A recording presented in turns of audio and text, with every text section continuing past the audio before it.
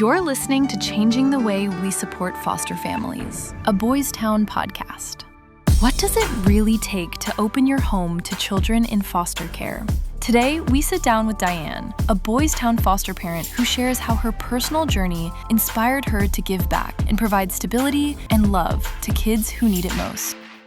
Welcome, everybody, to our Boys Town podcast. We are live and we are talking about foster care. And we have with us Diane Nunez. Thank you for joining us, Diane. Thank you for having me. And you are here because you have been a foster parent for a very long time, correct? Yes, going on 10 years. 10 years. And how many kids have you had come through your home in the 10 years?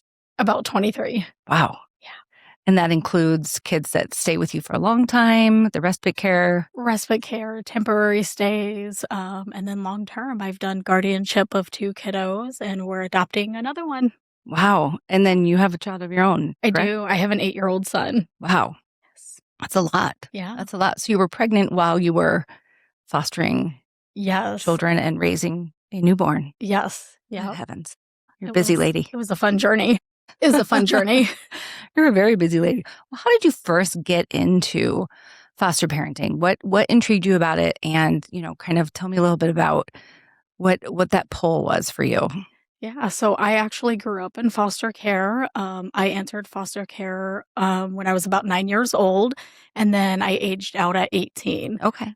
So always in the back of my head, I knew I wanted to give back somehow to the system that I grew up in. And then at one point, I had a family member go through some personal struggles, and their 2 kiddos got taken out of their care. For me, it was a no-brainer. I was like, they're coming to stay with me. Right. I'm family. Right. They're family. And I had, a home to provide. I was 23 years old, so it was quite Wow.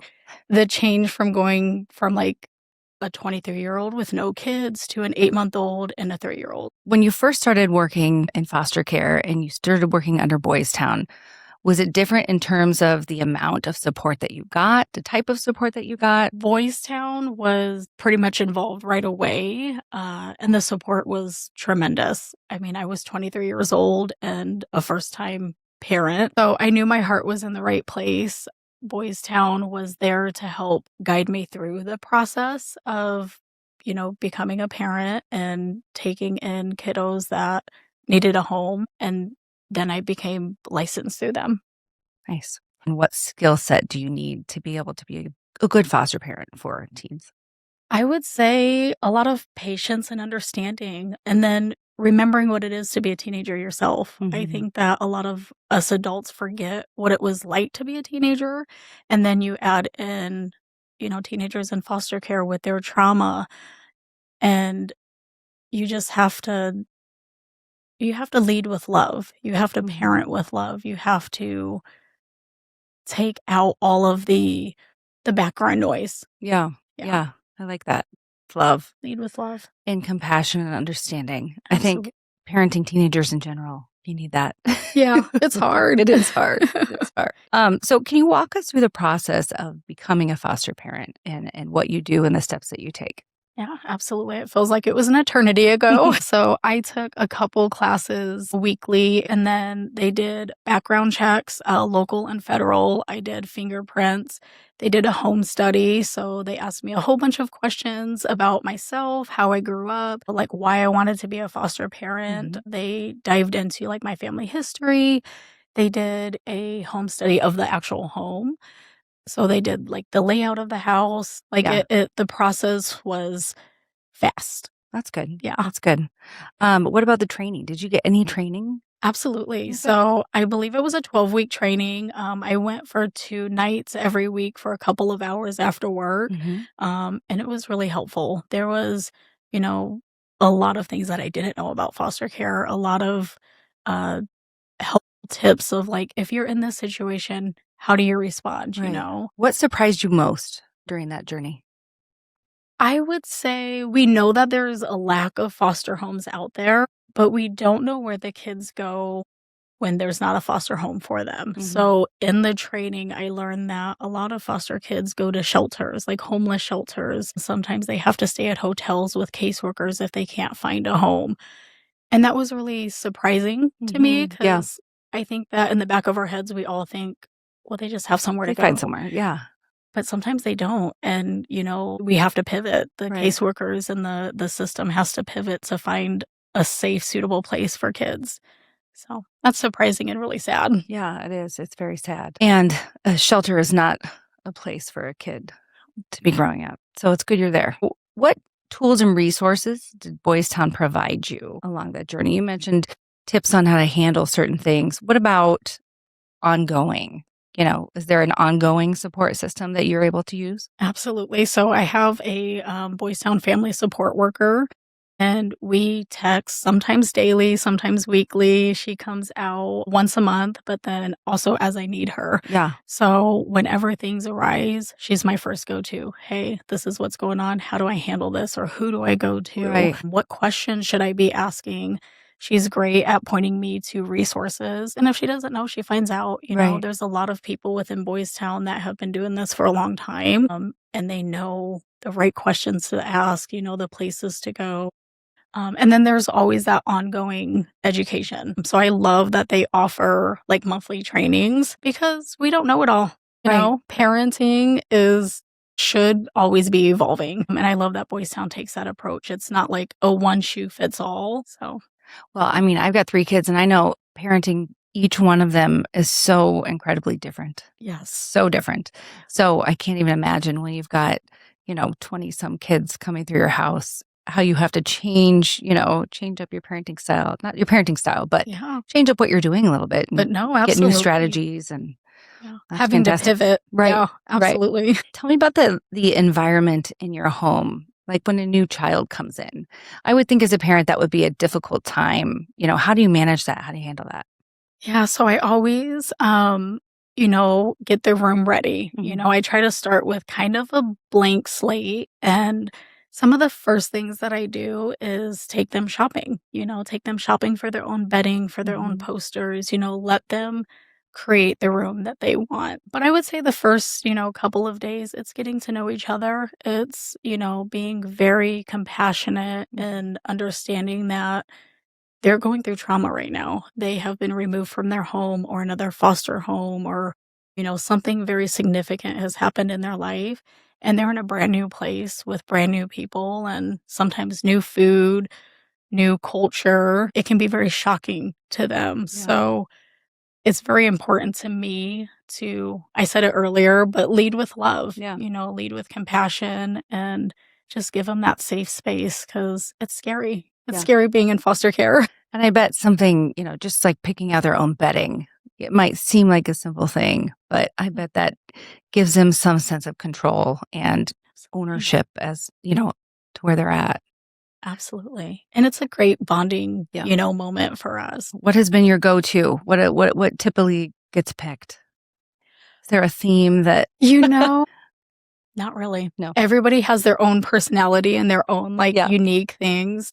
Sometimes I think I know what a kid is going to pick out and they totally surprise me. Right now we have Lilo and Stitch and then also Barbies going on in a bedroom. So it's fun. Yeah. Yeah. I love it. All right. So what about the Boys Town community? Because I know it's not just your consultant that helps you, but I know that they try to really build a community of foster parents. So you can lean on each other and, tap into other resources as you need them. Tell me about that a little bit. Yeah, absolutely. So I have a couple Boys Town other foster moms that I am in a group chat with. And when things go off or, start to happen and I need somebody to talk to, I go to them. Right. Because who better understands it than other foster parents Right. that are, living it and raising kiddos in the foster care system. Boys Town also offers it's like yearly events that gets all of their foster parents together. So it's a really good networking tool to meet other foster parents. And I love that because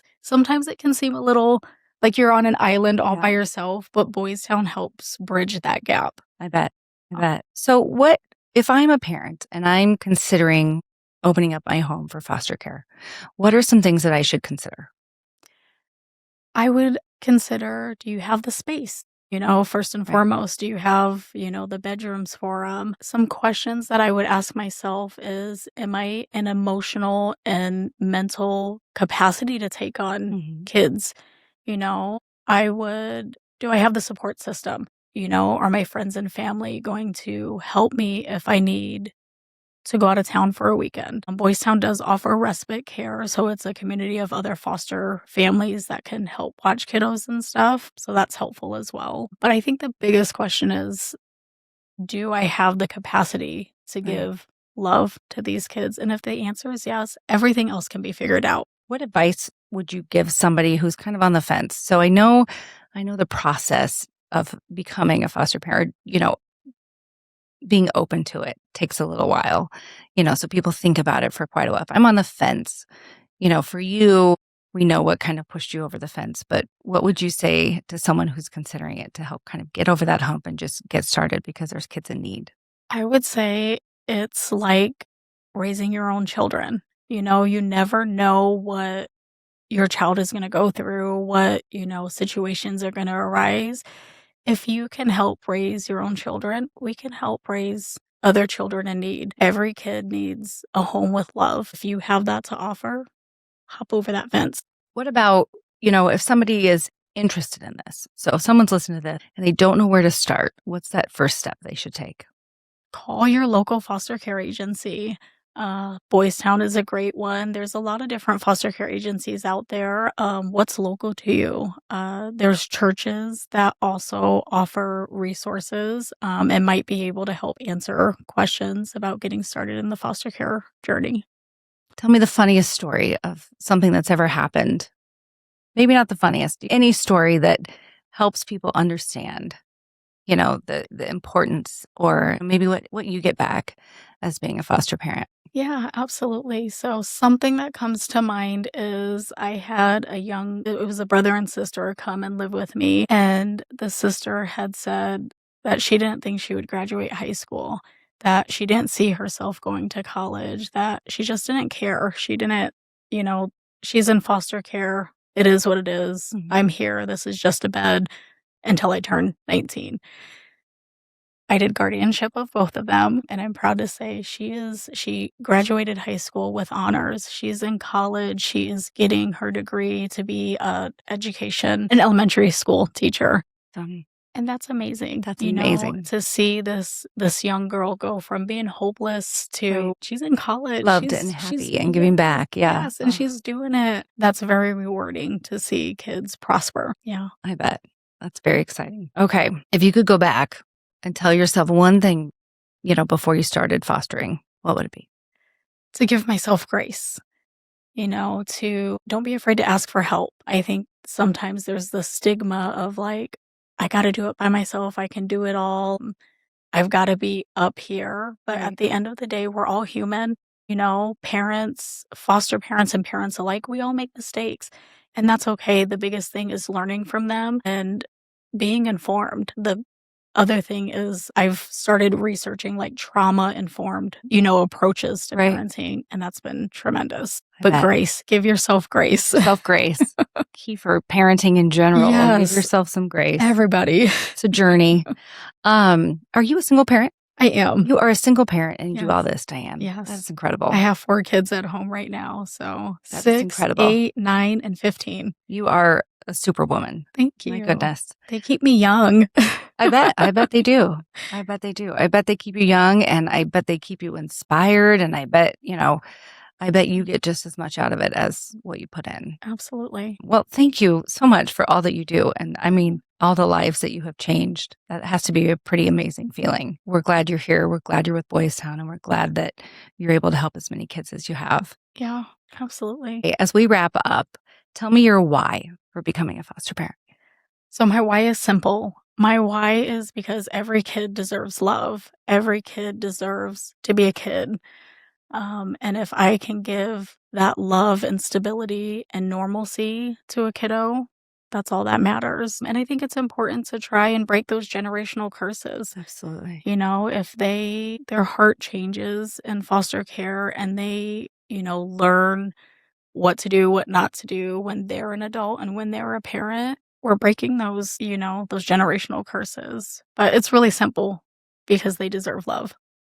Yeah. That's a great why. Yeah. That's a great thing to close on. Thank you, Diane, for joining us. Yeah. Thank you for all the information. And I assume if anybody is interested in foster care, we could even have them chat with you or put them in touch with other foster parents in their community. Yes, absolutely. I really think that we should do like a podcast of like a bunch of foster Yeah. parents and like have people call in and ask All right. questions. That's our next podcast.